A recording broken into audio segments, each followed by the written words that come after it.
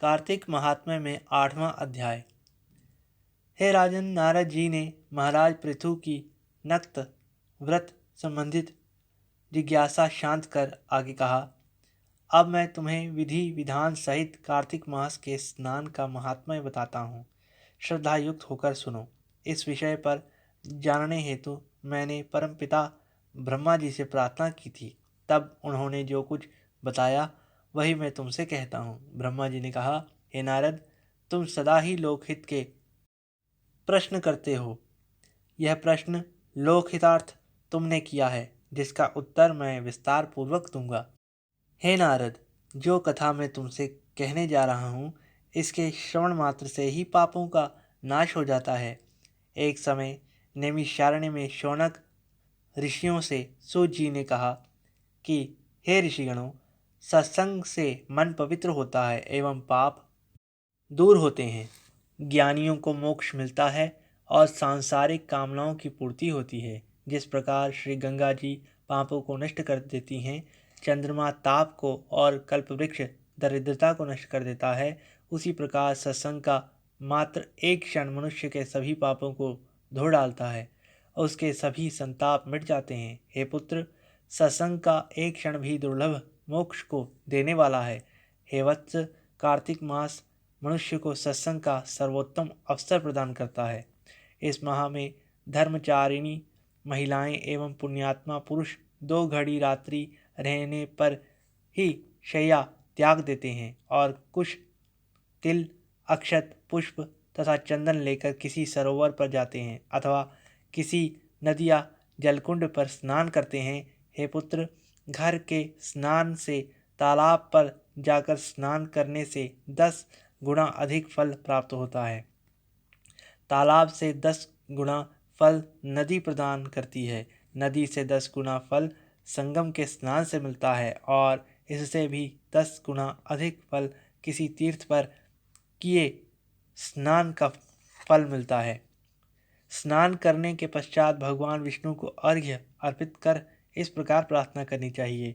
हे कमलनाभ, हे जल में वास करने वाले नारायण, आपको बारंबार नमस्कार है। आप मेरा अर्घ्य स्वीकार करें।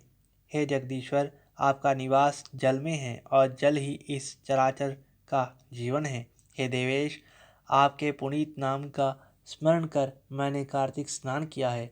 हे दामोदर, आप मेरे अपराध क्षमा करें और मेरे घर को धन धान्य से पूर्ण करें। यहाँ तक कि कथा सुनकर नारद जी ने पूछा, हे पितामह, भगवान क्या सरोवर, नदी अथवा संगम के जल में ही विराजते हैं? तब ब्रह्मा जी बोले, हे नारद, भगवान ना तो वैकुंठ में रहते हैं और ना केवल योगियों के हृदय में निवास करते हैं। वे तो भक्त वत्सल हैं और सदा अपने भक्तों के बीच में रहते हैं। जहाँ भगवान का नाम स्मरण, कीर्तन, चिंतन अथवा शास्त्र वाचन होता है, भगवान वहीं विराजमान रहते हैं। तात्पर्य यह है पुत्र कि भगवान तो सभी स्थान समान रूप से रहते हैं। जो भक्त प्रेम से सराबोर होकर अथवा दीन भाव से उनको पुकारता है, भगवान तत्काल ही वहाँ प्रकट हो जाते हैं। हे नारद, भगवान श्रद्धा से पूजन अथवा स्मरण करने वालों से सदैव प्रसन्न रहते हैं। वे तो भक्त की भावना देखते हैं। अहंकार रहित होकर जो उनकी शरण में जाता है, वह कहीं भी और किसी भी समय उनकी कृपा पा लेता है। अब मैं तुम्हें स्नान की विधि बताता हूँ। कार्तिक स्नान के इच्छुक श्रद्धालुओं को नाभि तक जल में खड़े होकर अपनी देह निर्मल करनी चाहिए। तत्पश्चात मन की शुद्धि के लिए विभिन्न मंत्रों द्वारा भगवान के गुणों का गायन करना चाहिए। जल में खड़े होकर भगवान विष्णु के निमित्त जल अर्पण करें और प्रार्थना करें कि हे प्रभु, हे दयालु, जब जब भी भक्तों ने आपको पुकारा है, आप उनके कार्य सिद्ध करने के लिए तब तब पधारे हो। हे जगदीश, मुझे भी कृतार्थ करें, मुझ पर भी कृपा करें। इसके बाद विधि पूर्वक अंजलि भरकर देवता, ऋषि और अपने पितरों को जल अर्पित करें। तत्पश्चात श्री राधा जी सहित भगवान श्री कृष्ण की आराधना करें इसके पश्चात वेद विद्याओं से पूर्ण अर्थात वेद विद्याओं में पारंगत शालीन ब्राह्मण का सम्मान करे।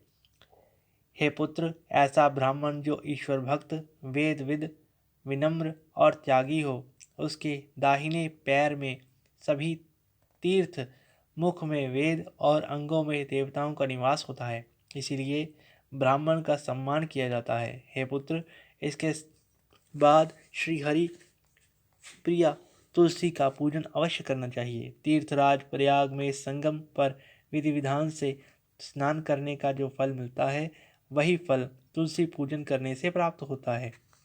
काशी में भगवान विश्वनाथ का ध्यान कर प्राण छोड़ने पर जो फल प्राप्त होता है, वह फल अर्थात वही फल कार्तिक मास में तुलसी पूजन से प्राप्त होता है। श्री सूत जी बोले कि हे ऋषिगणों, भगवती तुलसी की पूजा करते समय इस प्रकार प्रार्थना करें। हे हरिप्रिया तुलसी, देवी देवताओं ने तुम्हें उत्पन्न किया है, सभी मुनीश्वरों ने तुम्हारी वंदना की है, तुम्हें श्री शालिग्राम जी का साथ मिला है। हे पापों का नाश करने वाली, मुझे अपनी कृपा प्रदान करें।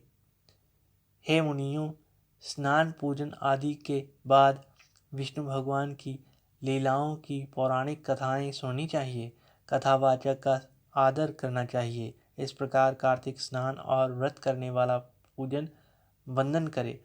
श्री ब्रह्मा जी बोले, हे नारद, कार्तिक मास में विधि विधान से स्नान पूजन करने वाले के सभी मनोरथ पूर्ण होते हैं। जो जन श्रद्धायुक्त होकर इस कथा का वाचन या श्रवण करते हैं, उनकी भी सभी मनोकामनाएं पूर्ण हो जाती हैं, अर्थात उनकी मनोकामनाएं पूर्ण होती ही हैं। इस प्रकार कार्तिक महात्म्य में 8वां अध्याय संपूर्ण हुआ। धन्यवाद।